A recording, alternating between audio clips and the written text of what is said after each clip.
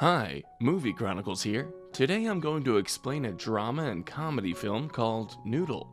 An Israeli flight attendant, Miri Calderon, returns home from work to see that her sister Gila has appointed a Chinese cleaning lady. The lady also has a little kid with her. Both of them have a hard time communicating with each other because of the language differences. Gila and her husband Izzy are having trouble with their marriage, hence she lives with Miri. However, Mary's relationship with her sister isn't great either. As they argue, the cleaning lady calls Miri and tries to explain that she will be gone for an hour. She asks her if her son can stay there until she returns. Miri agrees and lets her go. Gila also leaves to prepare for work. Miri doesn't think much of the kid who is sitting in the living room and goes to sleep. However, when she wakes up the next morning, Miri is surprised to see the kid still on the couch. He hasn't moved an inch since the previous night, and his mother hasn't returned either. Confused, she calls the cleaning lady, but no one picks up the phone. A while later, Gila returns home and is briefed on the situation. The kid doesn't speak a word and only keeps staring at the table. Just then, the doorbell rings and everyone looks up hoping it's his mother. To their disappointment, Gila's teenage daughter, Yaeli, walks in. They try asking the boy his name, but he doesn't talk. They soon realize that he doesn't understand English or Hebrew. Gila's husband, Izzy, arrives at the house with his dog, Bambi. He leaves soon after, not paying much attention to the abandoned boy. At night, Gila gets ready to sleep while Miri is still pacing around trying to call the kid's mother. Gila wants to call the police, but Miri is scared of what they might do to the kid if his mother isn't found. The boy still hasn't moved from his place on the couch. A worried Miri tries to feed him noodles, but he doesn't cooperate. She then calls Izzy and asks him to contact the immigration department about the cleaning lady. She gives him her name, Lian Su Min, but it's informed that no one of the name is in the database. Not knowing what else to do, Miri turns the light off and goes to sleep. At midnight, the hungry kid starts devouring the box of noodles and soon falls asleep. Miri wakes up sometime later and is glad to see he has finally eaten. In the afternoon, when no one else is home, Miri puts the boy in front of the TV and leaves him alone with the dog Bambi. She goes to a nearby shop where Gila is hanging out with her friends. The sisters get into an argument while back in the house, the kid starts searching for keys to unlock the front door. He finally finds one and runs away, but is followed by Bambi. At the same time, Gila gets mad at Miri for leaving the kid alone. Miri realizes her mistake and runs back to the house only to find it empty. She freaks out and quickly calls her friends at the shop. They drive around the neighborhood looking for the kid and finally see Bambi on the road. Looking around, they soon find the boy as well, but after seeing Miri, he tries to run away and even hits her to let him go.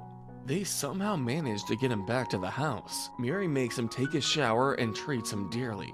Seeing this, Gila gets annoyed and accuses Miri of trying to act like his mother. From the next morning, the boy starts getting friendlier with Miri. He waves the phone in front of her face, asking her to call his mother. Miri fulfills his wish and tells him that she didn't pick up. Later, she has to go to work, so she leaves him with her niece, Yali. She even briefs Yali on how to take care of the kid and leaves for work. The boy then speaks for the first time and says, "I am a Chinese boy" in Hebrew. Yali urges him to say something else and find out he can only say that one sentence. Meanwhile, Gila is at work when Izzy visits her and says they should go to couples therapy. Gila is mad because he only wants to go to therapy because Miri asked him to do so. Izzy is a pilot, making him Miri's friend at work. They are pretty close to each other, which makes Gila believe that her husband is in love with her sister. She accuses him of marrying her because he wanted to stay closer to Miri. Izzy denies the claims and leaves when Gila asks him to. That day at work, Miri meets an old friend, Madi Guta, who happens to be a travel blogger. They chat for a while as Miri works. She has also gotten a Chinese to Hebrew dictionary and has been learning basic Chinese words. When she returns home, she is surprised to see the kid talking to Gila and learning Hebrew words. Miri uses the dictionary to ask him how old he is, and the kid answers 6. Miri is overjoyed they can finally communicate. She then asks the kid if he knows where his mother is, but it only makes him sad. When asked where he lives, he replies Celso, but the others are confused because they've never heard of such a place. Just then, Miri is informed that one of their friends, Daphna, has found the kid's address. They quickly drive to the location, but the boy states that it's not his home and keeps on saying "sail so." When the car stops at a traffic light, he gets off and starts to run in the opposite direction. The others follow him and reach a rustic-looking apartment building. The boy enters a room and shows them Chinese writing on the wall, but Miri quickly brings him out, not wanting to disturb the residents of the building. One lady kindly informs them that the Chinese woman was arrested a few days ago by the immigration police. While getting out of the building, they realize that its name sounds similar to Sailso, meaning the kid has been trying to tell them his address all along. Gila and Miri quickly go to the immigration police and find out that Leon Shu Min's real name is Chanyeol Peng. Her work visa had expired and she had been living under a different name using a fake passport. The girls are informed that when Chanyeol was arrested, she made a fuss, but the authorities didn't understand her and deported her back to Beijing, China. The police have no way to find out where she is in Beijing, which means Miri and Gila are on their own with the kid. They don't tell the immigration officer about him, thinking that the boy would be in trouble. When they return home, the kid starts to yell and run around looking for his mother. Miri stops him and tells him that his mother is in China. At night, Izzy comes home and talks to Miri about the kid. He calls him Noodle in between the conversation. Izzy wants to send Noodle back to China through the Chinese embassy, but Miri is worried that they will send him to an orphanage. They talk for a long time and fall asleep on the couch. Gila sees them sleeping next to each other and storms into her room. Later, Miri takes Noodle back to the apartment he entered yesterday and makes him take a picture of the writing on the wall. Gila also arrives there, worried for the two. Then, they go to a shop to develop the pictures. Gila and Miri get into a huge argument where we find out that Miri has been widowed twice. After returning home, Miri tries to call the Chinese embassy, but they are closed for a few days. While watching the TV, she sees her friend Madi in an interview and remembers that he knows how to speak Mandarin. She quickly contacts him, but Gila is skeptical about the plan because Maddie and she used to be a couple. They meet Maddie a while later, who brings them to a Chinese restaurant. The cooks and workers of the restaurant help to decipher what is written in the pictures and find out it is an address to a restaurant in Beijing. Maddie quickly makes some calls to his friends in Beijing and asks them for help. While waiting for a reply, they eat at the restaurant. Noodle, who has gotten used to Miri and Gila's company, teaches them how to properly use chopsticks. Suddenly, they get a call from Beijing. Maddie hands the phone to Noodle and he talks to his mother for the first time in a week. She asks him if it's okay and the two talk for a while. They know where in Beijing the mother is, but they do not have Noodle's passport, identity certificate, or birth certificate. Because of this, the Chinese embassy won't provide him with a visa. Their friend Daphna, who is experienced in the matter, tells them that they will now have to find a lawyer and do a blood test to prove Noodle is the woman's child.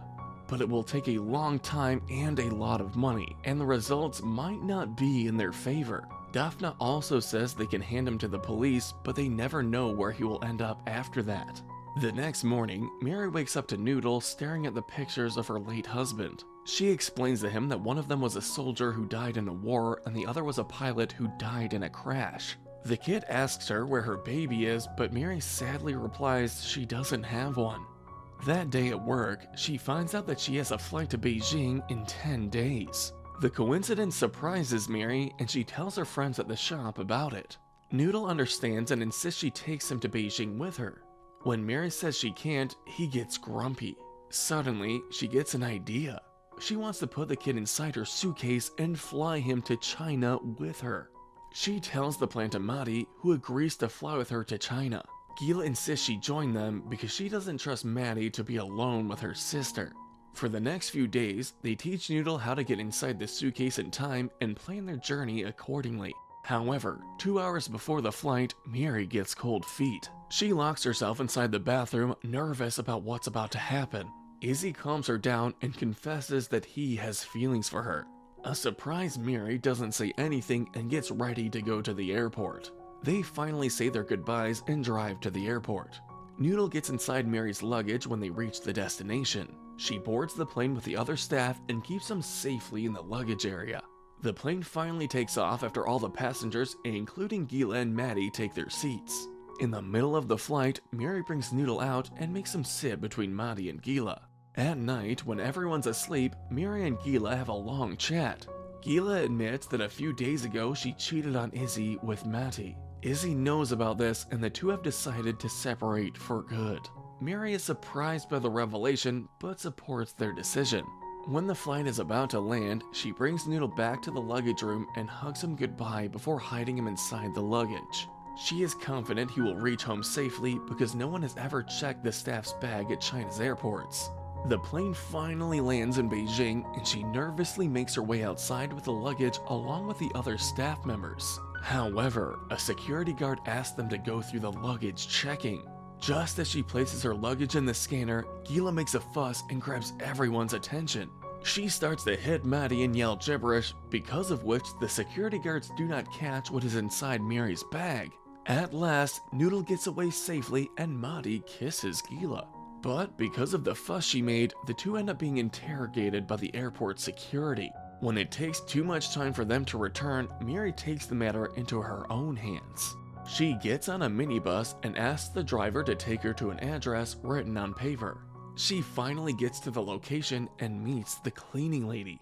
Noodle gets out of the luggage and hugs her lightly, finally returning with his mother.